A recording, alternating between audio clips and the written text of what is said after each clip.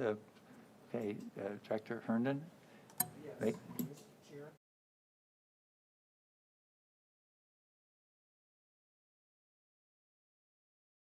Is there a second?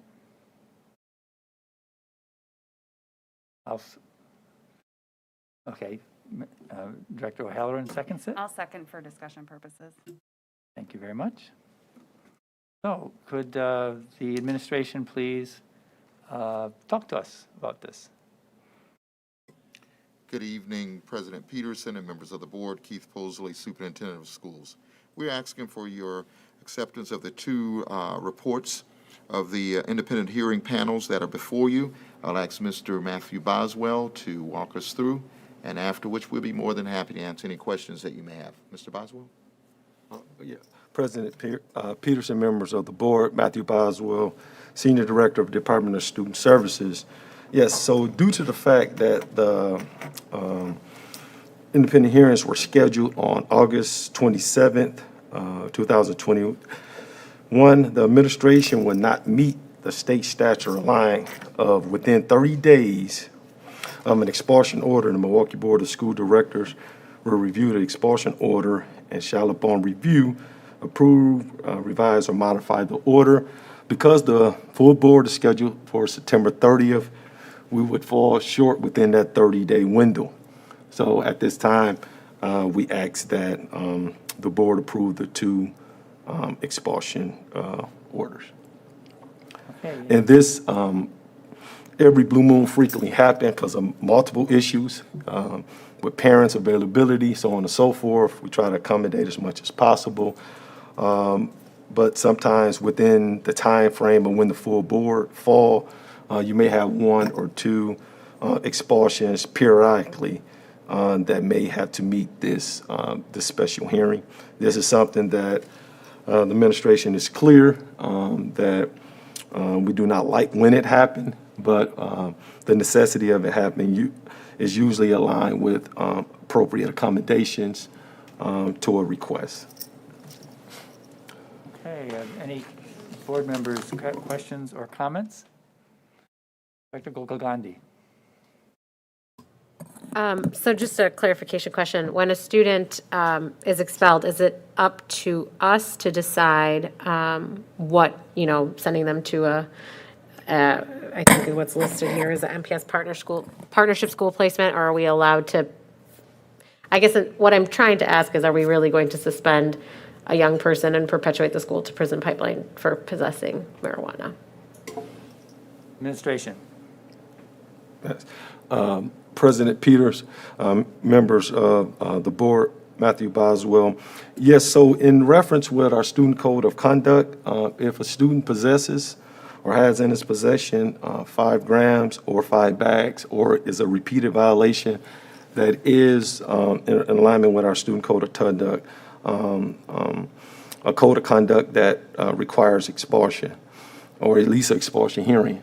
Upon the expulsion order from the IHO, which the board delineates its expulsion power to each year, that individual then, of course, as everybody knows, decided if the student code of conduct aligns with state statute as well as student code of conduct for the Milwaukee Public Schools in alignment with an expulsion order. And as explained at that point, of course, it comes to the board for final approval. Follow-up? Yeah, so could you explain then what happens, what does an MPS partnership school placement entail? Right. So, President Peters, members of the board, so a partnership school placement entails the board rendered expulsion with services. So as a partnership schools provide the educational services to students that is usually aligned with their student code of conduct violation.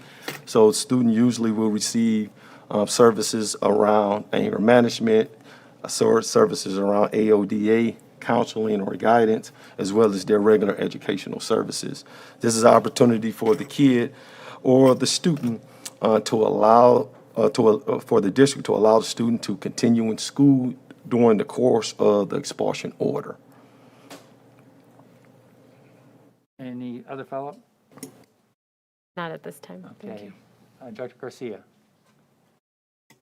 My question was in regards to what MPS partnership school placement meant, but you've already addressed that, so thank you. Any other question, comments? Director O'Halloran. Thank you. And I've asked this question before, but it does, I think I am just going to echo Director Gokul-Gandhi's point that this feels like just strengthening the school to prison pipeline. I understand, though, that going into a partnership school placement offers them the student the chance to advance with their studies. And so are there other ways, though, even if they're staying on track, are there ways that this will possibly pay, like, the consequences down the line? I'm just trying to understand. So is this marked then as an expulsion in their record, and then does that come up if they would like to go to college or something? I'm just trying to understand what other consequences, even if we're offering them services, and I'm glad to hear that we're offering students AODA services when it's related to drug issue, but are there any other unintended consequences that we should be considering as we make our decision tonight? Administration. President Peterson, members of the board, yes, it is, expulsion is part of a student's official record. So that would be on their record if their records are requested for any college admissions. Any follow-up? Yes, I know that we are going to be considering reviewing some of the code of conduct issues and just, this year and trying to determine if it's relevant given, current understanding of issues. And I've reached out to you also about clothing is another issue, which we're not considering tonight, but I feel like this is something that we should be considering. Just possession of marijuana seems like, and I understand there's, if it's a repeated, there's other issues there, but I don't feel very good about expelling a student over something like that and then seeing the way that it can play out later on. So I hope that would be part of our consideration for the code of conduct review going forward. Administration, do you want to comment on that at all? President Peterson, members of the board, that's one of the things that we are looking at the violations. That is something that we have talked about at the PACE meeting about going to look at all of the violation in our handbooks to readjust and try to come back with something and working with the board in regards to that. Also just want to clarify, when it comes to a student's records of going off to college or whatever, college transcripts doesn't have on there highlighted that a child was expelled from school. That is some extra, investigation work that will have to be done, but on an official transcript, that is not there. Any other comments by directors? Director Leonard. So really, just a couple of questions. So I am assuming that the student needs to fulfill those requirements at that placement. If they do not fulfill those requirements with attendance and the work that's required, what will be the result of that? Administration. President Peterson, members of the board, yes, the expulsion order does have a expiration date. So it is the hope and desire and the goal that the student completes all of the educational components that's set before. But if they do not, the expulsion order does have an expiration date. Follow-up. And then just a second question, and maybe we can't answer this here, I'm not sure, but was it just for carrying substances or was it for selling those substances? Administration. President Peterson, members of the board, in reference to the two expulsion orders you have before you, One was with the intent to deliver because of the quantity, and the other one was repeated violation and possession. Any other comments? Dr. Gokul Gandhi? So I guess, we talk a lot about restorative justice practices as we are considering this young person's the decision that they made. What part of the placement services or what part of the follow-up conversation is rooted in restorative justice and really trying to understand, why this happened or how we can further help the student maybe make other choices in the future? President Peterson, members of the board. Yes, in terms of the placement, you always want to definitely look at the root cause analysis of these behaviors. So many of our students also have alignment in terms of psychotherapy, in terms of other groups and resources outside of MPS. I mean, we all are clear with the fact that MPS cannot provide all of the necessary services to help wrap the services around a child. So we have worked extremely diligently in terms of making sure the resources of those services are connected, whether that's through Wraparound Milwaukee, whether that's through the Department of Health and Human Services or multiple other mentoring agencies and social service agencies around the Milwaukee area. So usually when, like I said before, when a case like this come forward, the kid does have multiple services wrapped around them in terms of the issue.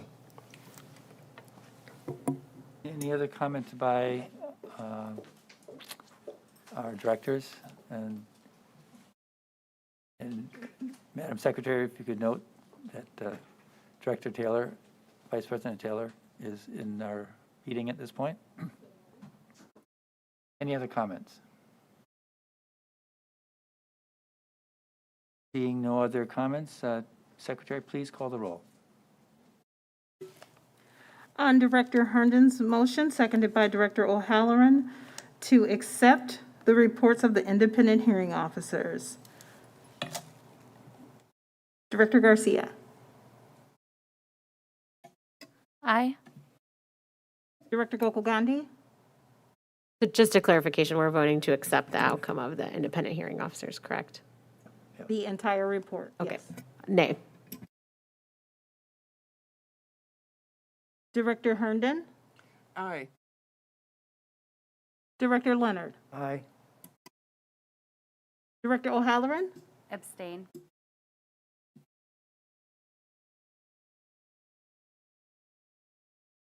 Vice President Taylor. No. President Peterson. Aye.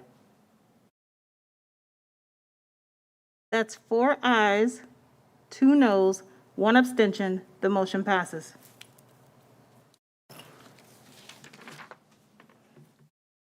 Madam Secretary, next item, please. Mr. Chair, that was the last item on this meeting's agenda. Before we adjourn, the chair will remind the board and the public that the Committee on Accountability, Finance, and Personnel of the Milwaukee Board of School Directors is scheduled to begin at 5:30 p.m. or immediately upon adjournment. That would be this case. There being no further business before the board, this meeting is adjourned.